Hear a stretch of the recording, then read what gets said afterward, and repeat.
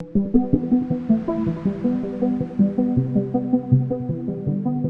up everybody, I'm HoopsandHipHop and welcome to another special Kanto-centric video as we await the release of Pokemon Let's Go Pikachu and Eevee, which are literally coming out next week and I could not be more excited. To celebrate the release of the games, we have been covering a special Kanto-themed topic each and every week, and today's topic is a rather interesting one because we are talking about the possibility that Ditto might not actually be a failed clone of Mew after all. Arguably the most popular theory in all of Pokemon is that Ditto is a failed clone of Mew, and there is an abundance of evidence to support this. However, in the very long amount of time that this theory has been around, probably like 10 plus years or so, Game Freak themselves have never come out and confirmed it in any sort of way. And while I am not going to be debunking this theory in any sort of way like I did last week with the Pokemon War theory, I am just going to be presenting an alternate sequence of events that could happen in place of the failed clone theory.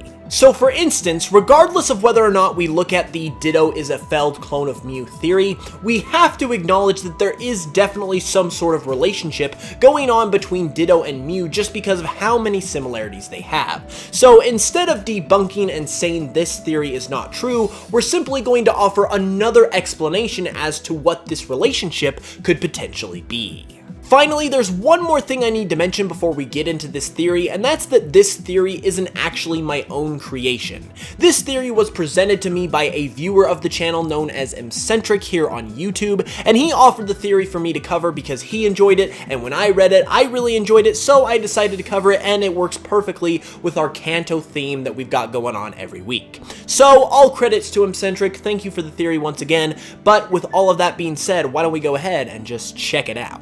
Okay, so starting off this theory really quick, we're going to be taking a quick look at Mew. Aside from Mew being cute, adorable, and a mythical Pokemon, another interesting thing about Mew itself is that it is known as the ancestor to all Pokemon, and this detail is going to be very important as we get into the theory. However, if we take a step away from this for a second and take a look at our own world, what would be the ancestor to all Pokemon, or all life in this case, in our own world? Well, in short, the answer would be single-celled organisms, because if you took a biology class, you probably would know that all forms of life, plants, animals, even us as humans, evolved from single-celled organisms that existed millions and billions of years ago, and over that amount of time, they were slowly able to adapt and evolve into all of the creatures that we know today. And if you take a look at single-celled organisms and look at exactly what they look like, whether it be in an illustration or up close in person under a microscope, you would see that they have a very blobby sort of form. And that is where we're going to tie back into Pokemon, because what is another Pokemon that has another blobby sort of form? Oh yeah, that would be Ditto. Another interesting thing about Ditto that gives it yet another similarity to the single-celled organisms that evolved into all forms of life in our own world is the fact that Ditto is able to transform into all forms of Pokemon in the Pokemon world, which really does kind of parallel nicely with the single-celled organisms that essentially also transformed over time into all of the different forms of life that we know today here in our own real world. So hopefully now, as the evidence begins to come together a little bit, you can see where we're going with this theory, because essentially what we're saying here is that rather than Ditto being a failed clone of Mew, it's more of a single-celled organism type of creature that over time evolved into Mew, and that is how Mew is the ancestor to all Pokemon, because it was the first true Pokemon that came about after years and years and years of the single-celled organism creature that is Ditto evolving and adapting over time. Now, I know there's going to be a lot of comments and questions here, but before you say anything, allow me to go through them one by one and answer them. The first comment you might have is that, hey Hoops, well, if Mew is the ancestor to all Pokemon, how could Ditto possibly come before it? Because of course, if Ditto came before it, that would make Ditto the ancestor to all Pokemon. Now, that is a very astute and accurate observation of you, but the thing is that if we're looking at Ditto as a single-celled organism or creature, you can't really look at it as a Pokemon. Now, obviously Ditto is definitely a Pokemon, but it is a Pokemon in the current day. Millions and millions and billions of years ago in the Pokemon world, obviously everything was in a very, very much more primitive state, and that would include Ditto. So at the time that Ditto was currently evolving into Mew, what would become the first true Pokemon, it itself couldn't be considered a Pokemon. But in addition to evolving into Mew over time, it itself was also able to adapt into its own form and become its own Pokemon as well, which I will kind of explain as we go further on into the video. So when you think about it, this perfectly explains why Ditto and Mew have so many similarities to one another, because in reality, under the idea of this theory, Mew is actually the closest living relative to Ditto, which explains why they have the same color, the same shiny color, the same weight, and are both able to use the move Transform. And then from there, with Mew being the first Pokemon, the rest of life was able to establish itself, and as years and years and years went on and the Pokemon Tree of Life began to form and branch out, Pokemon began to evolve and basically become less and less like Ditto and Mew because they were adapting to their own unique situations. But this can also offer an explanation as to how Ditto is able to transform into every single Pokemon, because under the idea of this theory,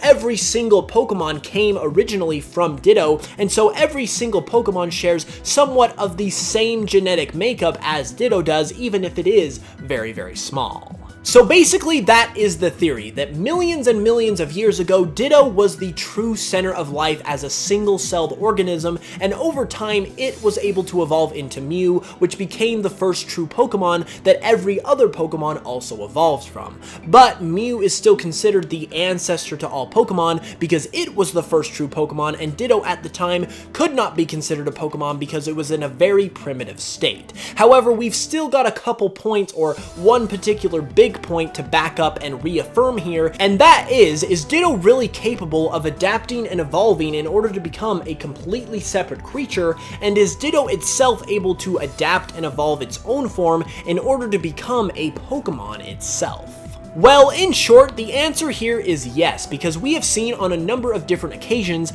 Ditto's ability to adapt in order to not only survive, but also to improve itself as well. There is actually evidence in both the anime and the games that supports this, so first off we're going to take a look at the evidence in the anime. In episode 37, which was essentially Ditto's first big debut into the Pokemon anime, it was captured by Team Rocket and ordered to transform into various things. And even though Ditto tried to the best of its ability to transform into these things that Team Rocket was asking it to transform into, it wasn't able to 100% accurately capture the image of these things, which made Team Rocket very, very angry, to the point where they actually threatened Ditto, and naturally Ditto, being under pressure of a threat, was able to later on in the episode transform completely and 100% accurately into a clone of Meowth, which showed its ability to adapt under pressure much like we see regular organisms do, which Ditto is being compared to here in this theory.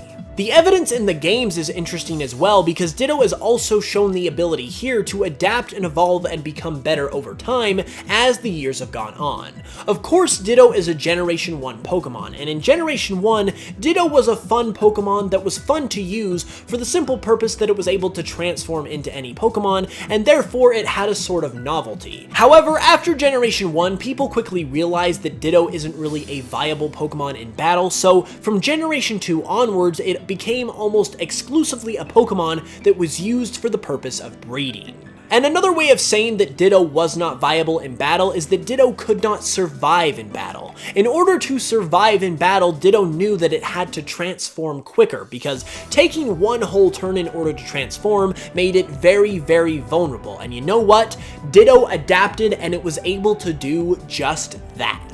In Generation 5, Ditto was given the hidden ability Imposter, which is not only Ditto's signature ability, it's also the only Pokemon that is able to have this ability. And the Imposter ability allows Ditto to instantly transform into its opponent Pokemon as soon as it enters the battlefield without taking a whole entire turn in order to do so. This is direct evidence of not only Ditto being able to adapt and evolve itself as its own Pokemon, but also just in general being able to adapt and evolve, which demonstrates the possibility that Ditto could eventually evolve into a whole nother Pokemon like Mew.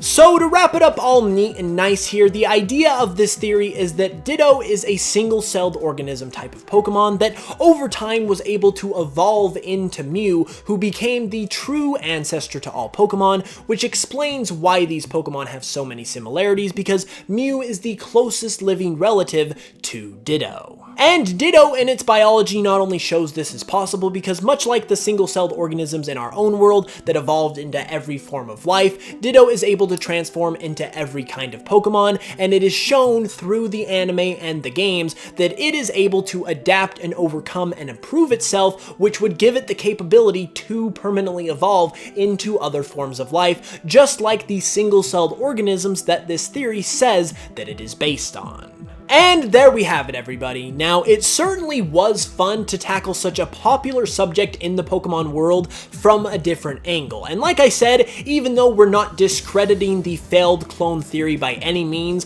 coming up with a different idea and a different explanation is always fun, because it's definitely entertaining to open up your mind to new ideas, and I really hope you guys enjoyed this theory. I want to give one more shout out and one more thank you to M-Centric, who is the author of this theory, who allowed me to use it in his video. And if the rest of you enjoyed this video, be sure to give it a like and let me know down in the comments below what you think of this theory and how you think it compares to the failed clone theory. If you're new to the channel, be sure to subscribe for more Pokemon content every Tuesday, Thursday, and Saturday, and be sure to follow me on Spotify if you like Pokemon remixes, because I'm really trying to build up my Spotify, and who doesn't like a good Pokemon remix? Finally, I just want to give a reminder to you all that I'm going to be doing a Let's Go Pikachu and Eevee Let's Play on the channel. It's going to be my very first Let's Play ever, and I'm very excited for it, so I really hope that you guys will tune in for that and just make it a success, because I am really excited to just be able to play a game with you guys and hang out and just have a good old time.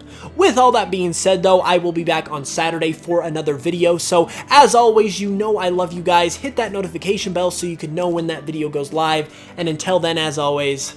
I will smell you guys later.